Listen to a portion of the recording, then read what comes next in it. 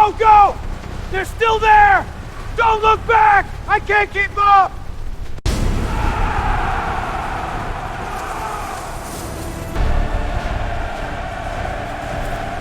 October 31, 1947. Halloween night in Harlem. The Rhythm Club on 125th Street pulsed with life, 240 black patrons inside dancing to a hot jazz quartet, laughing, drinking bootleg whiskey, forgetting the world outside for a few hours. Women in bright dresses, men in sharp suits, kids sneaking in for a peek at the grown-up fun. Outside in the cold October dark, 20 white men in coats and fedoras gathered. They weren't kids playing tricks. They were Klansmen from a Bronx cell, fueled by cheap liquor and old hate, armed with bats, chains, and knives. Their plan was simple: storm the club, terrorize the uppity Negroes, burn a cross on the dance floor, send a message that Harlem wasn't safe anymore. They surrounded the entrances: front door, side alley, back fire escape. One of them lit a match to start the cross. They waited for the signal. Inside, Bumpy Johnson heard the commotion at the door. He was there that night, not working, just enjoying a rare, quiet evening with his wife Mame and a few close friends. When the first rock shattered a window and shouts of "Get the NS" echoed through the glass, the music stopped. Patrons froze, some reached for coats, others shielded children. Bumpy stood up slowly, looked at the locked doors, looked at the faces around him, his people. Then he smiled, thin, cold. "Lock every door," he said quietly, "and turn up the music." 12 minutes later, those 20 racists were running for their lives, scattered, bleeding, screaming into the Harlem night. This is the true story of the night Bumpy Johnson turned a planned massacre into the shortest, most humiliating rout in Klan history. The Rhythm Club was Bumpy's favorite spot, not one he owned outright, but one he protected. Neutral ground where Harlem could breathe. That Halloween, the place was full: families, couples, war vets, numbers, runners, nurses off shift.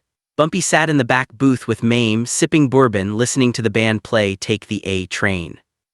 Outside, the 20 men assembled. They called themselves the White Guard, ex-cops, dock workers, and failed boxers radicalized by post-war resentment. Their leader, Patrick Murphy, had lost his job to a black veteran and blamed the race.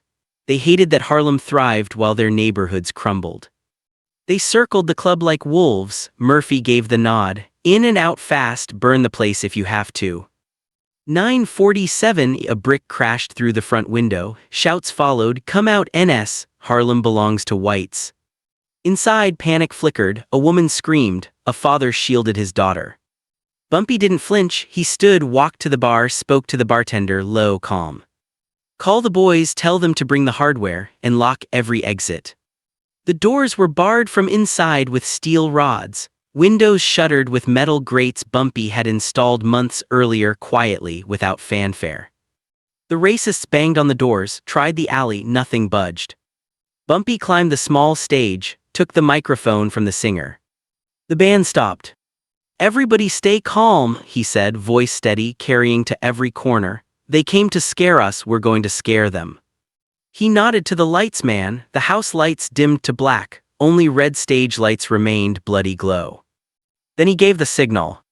From the basement, Bumpy's crew, 15 armed men who'd been waiting since the first brick, moved up through hidden passages Bumpy had built years ago. 10:00 p.m. exactly. The front door unlocked from inside. The racists surged forward, thinking they'd broken through. They met a wall of men, Bumpy's soldiers, armed with bats, chains, knives, and a few shotguns loaded with rock salt. No guns at first. Bumpy wanted them to feel it.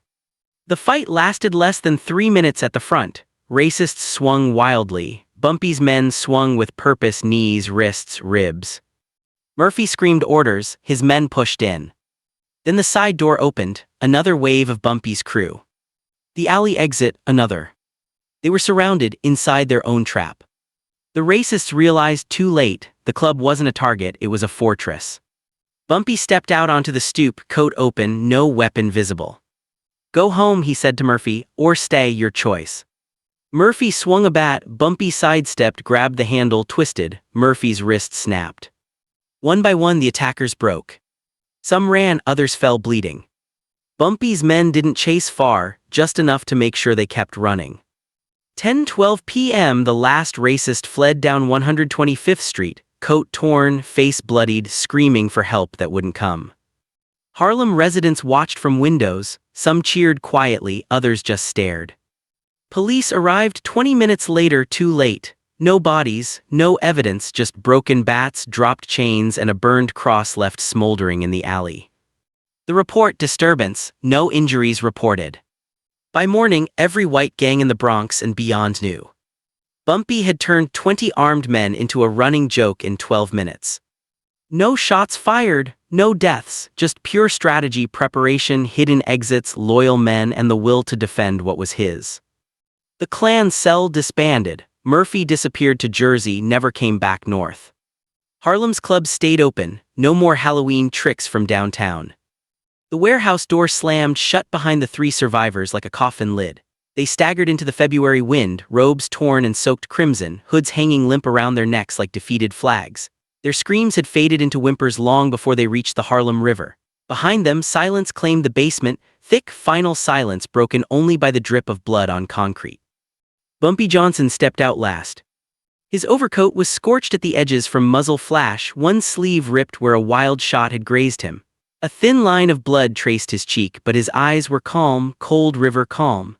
He adjusted his fedora, lit a cigarette with steady hands, and walked the blocks back to the heart of Harlem as if he'd just finished a late supper. The streets knew before he reached the club. Whispers raced ahead like sparks on dry grass. He went in alone. They didn't come out the same. Men nodded from stoops. Women pulled children closer to doors. Pastors in lighted windows paused mid-prayer. Harlem had been holding its breath for years. Tonight it exhaled. He pushed through the doors of the familiar speakeasy on Lenox Avenue, the one with the low red lights, the upright piano, and the crowd that never asked questions. The room hushed the moment he appeared. Eyes widened at the blood on his cuff, the faint smoke smell clinging to him. Mame was waiting at their usual booth in the back corner. She rose without a word, her face a mask of quiet steel. No panic, no tears. She'd known the man she married carried wars in his pockets. She simply handed him his bourbon, neat, 2 fingers, the way he liked it after nights like this.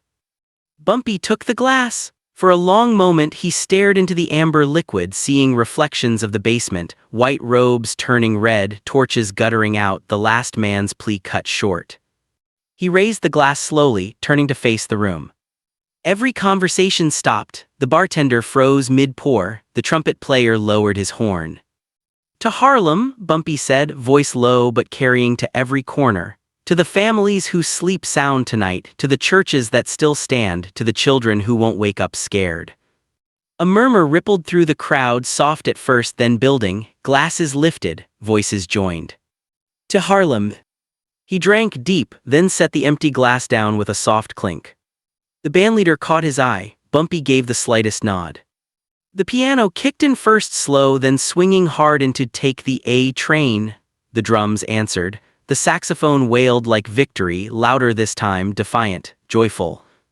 People moved to the floor. Couples who hadn't danced in months wrapped arms around each other. Laughter broke out, real laughter, the kind that comes after fear has been beaten back. Shoes tapped, skirts swirled, someone shouted, "Play it again!" and the band obliged, turning the tune into something bigger, something unbreakable. Bumpy slid back into the booth beside Mame. She rested her hand on his, thumb tracing the fresh cut on his knuckles.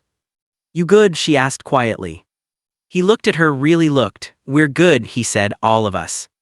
Outside, the city kept its rhythm, but something had shifted.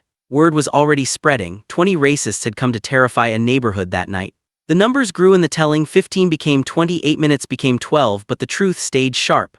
They'd come armed with hate and fire. They'd left broken, crawling, carrying a message no Klan chapter could ignore. Harlem wasn't just surviving anymore. For one electric night, it was winning. And Bumpy Johnson made damn sure the world outside knew the price of touching it. You'd run for the rest of your life if you were lucky enough to have one left. The music swelled, the dancers spun faster, the lights glowed warmer. Harlem stood tall that night. And it never bent again. Here's the king himself in the era when legends were made, sharp suit, sharper gaze. And the streets he guarded, alive, unbroken, forever his. The throne held. The fear ended. The night Harlem stood proud, loud, and unafraid. Fire.